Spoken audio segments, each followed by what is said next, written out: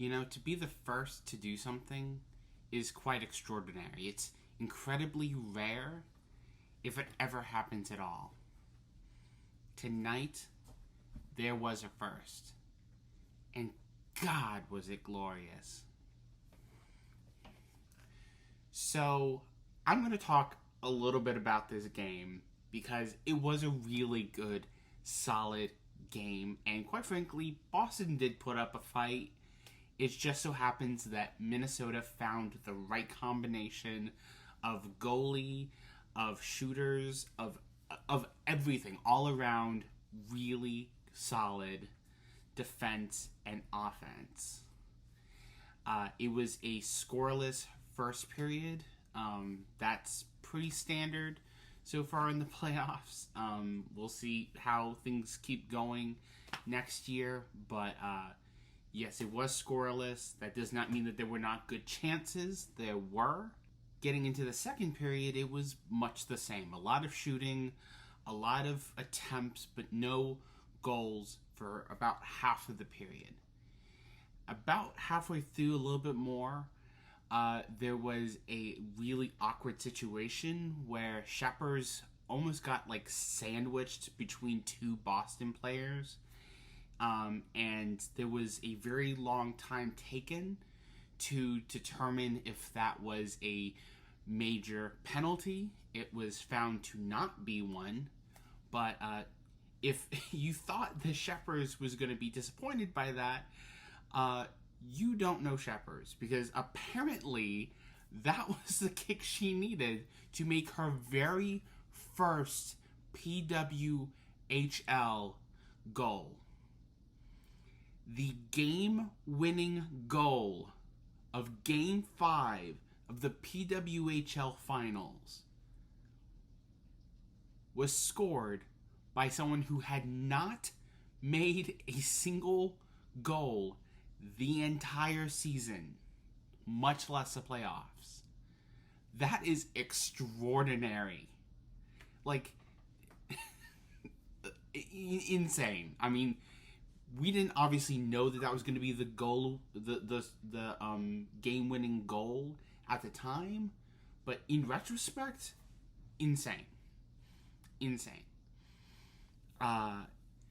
Obviously, they finished out the second period with just that one goal, but gosh, that one goal was all that Minnesota needed to get that momentum going. Into the third period, Kava sneaks the puck into the goal. I mean, it goes off of the stick of one woman, hits Kava's, and she basically scoops it in. I think it gets bumped a little bit by a Boston player that's obviously trying to play a little bit defense, but it doesn't work, and it goes straight into the goal. And now it's 2-0.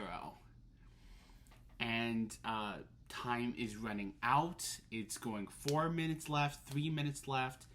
They take Kessel out of the goal. Boston does, because obviously they want to get that extra woman on the ice. They want to be able to get some kind of momentum, maybe push us into overtime. But it doesn't work. After about a minute of no goalie, of an empty net, Schofield, the captain, gets an empty netter and basically makes it what it was, which is just an insurmountable obstacle for Boston. I don't think there's a lot of situations where teams can come back from a 3-goal deficit in the span of 2.5 minutes. It doesn't happen that often, if it ever happens at all. I certainly can't remember a game where that ever happened, but I'm sure it has. But there you go. The final score, a shutout, 3-0. I know that I felt like I would have loved to have seen this game happen, the win happen in Minnesota, because the preceding like 30 minutes was a lot of like trying to comfort Boston fans that were obviously there to see their team win, and yet their team didn't. And so a lot of the talking that happened afterwards was a like, Boston did really well, Boston, put up a good fight, Boston did this, Boston did that. I'm sure they would have done some of that had that had Game 4 been the one where Minnesota won, but I don't think they would have done as much. They were obviously trying to get the fans in the stadium to kind of be on the side of the PWHL and kind of on the side of Minnesota, so that, when they're handing out the cup, they're not booing. Like, that would be kind of a bad optic to have booing happen when you're awarding for the very first time, the Walter Cup to a team. That would be really bad. So they obviously are trying to go Boston did well, good job Boston. I don't, you can sort of question how much that worked, but obviously everyone in that room was still excited to see the Walter Cup be lifted for the very first time. I was kind of surprised when I saw it. Like, obviously you see all these promotional images and stuff, but it doesn't really come across as being as big and obviously very heavy. When they were picking up the cup, Mr. Walter was picking up, the cup named after him, and he's made it seem pretty heavy. And then Schofield, an athlete, comes over to be, obviously she's the captain, she's the first one to hold up the cup, and she made it seem really heavy. Like, it almost looked like she was gonna drop it on the ice when she got it out of Walter's hand and started skating. But thankfully she was able to kind of do this number and hold it up and do the thing that we were all accustomed to, and hand it off to her team, and each player got to skate around with it, and it was very nice. It was very good. It was what you want to see. Oh, and before we forget, because this actually happened before the Walter Cup came out, the Klaas Award, which obviously is named after a very, very infamous women's hockey player. The award that goes to the MVP got handed to the first draft pick, Heisey, and she seemed very excited by that and very, very humble. I mean, she was very this is really great, but this happened because of my team and all of this stuff. And she got emotional when they asked, about Schofield, and it was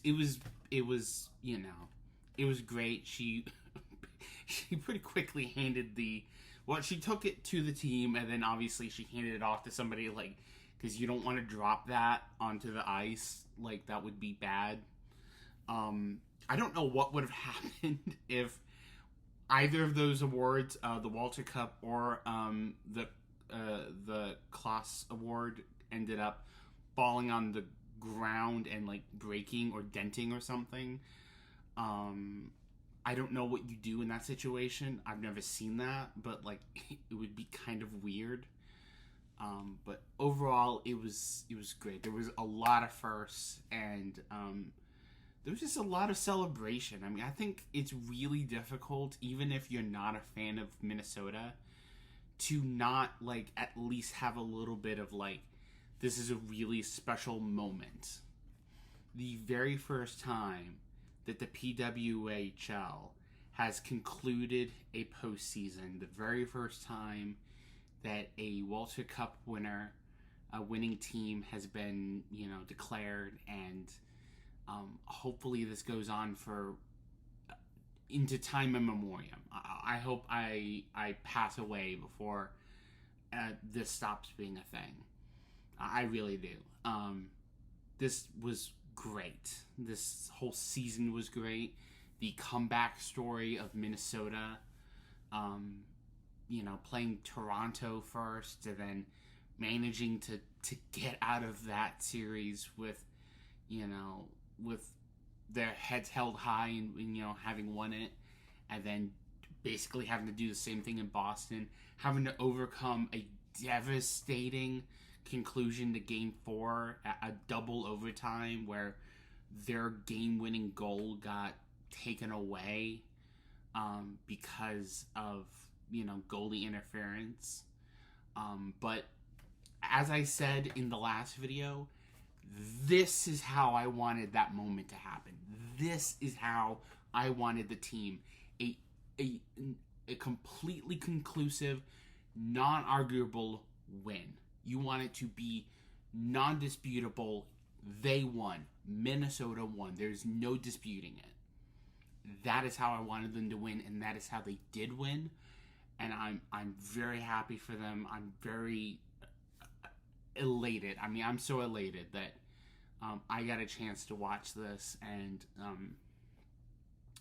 going into next season, obviously I'm going to try to cover them a little bit more in the regular season.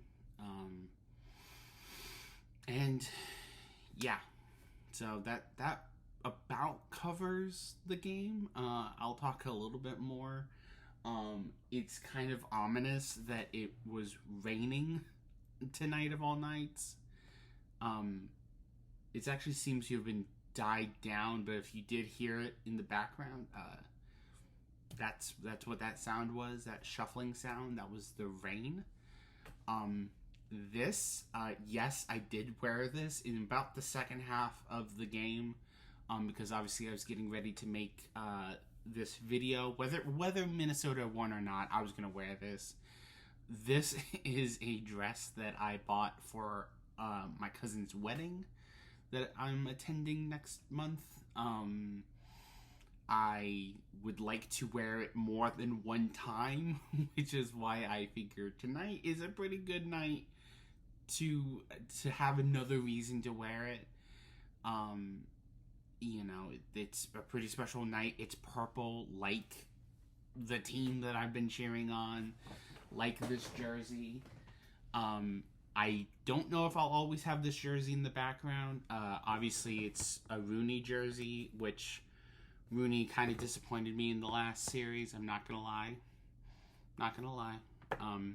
This was a Hensley win. She was there in net for all three of the wins that they needed for this series. So, results kind of speak for themselves. I don't know what's going to happen next season, but obviously, I really want Hensley to continue to be a major part of this team and its operations on a game-to-game basis. But I do love this jersey, besides the fact that it's signed and authenticated, which I'll actually go get it now.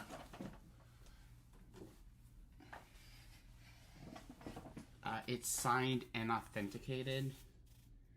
I don't exactly know how to authenticate it, but there's a QR code. It's very nice. It's a little bit too small for me. It's a large, and I'm a XL.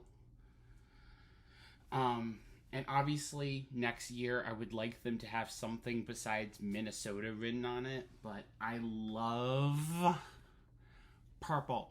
I've been talking about this for years, that I want the NHL. They've tried it a couple times. They had the LA Kings had their purple jerseys for a while. Obviously, I think they switched right around when Gretzky joined the team, which, frustrating. Anaheim's had a purple jersey. Arizona had a purple jersey. I mean, in the later seasons and some of the early ones, but now they're gone. So I don't.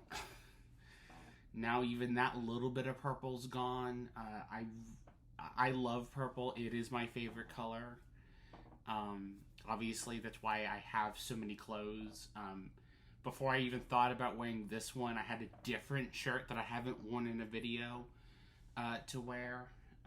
But I genuinely do love purple. That genuinely is the reason that I picked Minnesota. because they had a purple jersey, and I love purple. And so I'm really glad that in a league that's whole theming and everything is purple, my purple team won. I think that's really cool. Obviously, that's not going to happen every year, but it's really special that the very first one is the one where the purple team won. And obviously, all of these amazing players. I can't wait to see most of them back next season. And let me know in the comments if you got this far into the video. I don't think there's going to be a lot of cuts because it's pretty much off the dome, kind of just celebrating with you guys. But let me know if there's anything that you would like me to cover. Maybe the drafts when they happen again later on. And then obviously I'm going to try to be here for game 1, covering that. Hopefully my my cancer awareness Tampa Bay jersey comes in. I got the black one recently. I'll actually go get that now.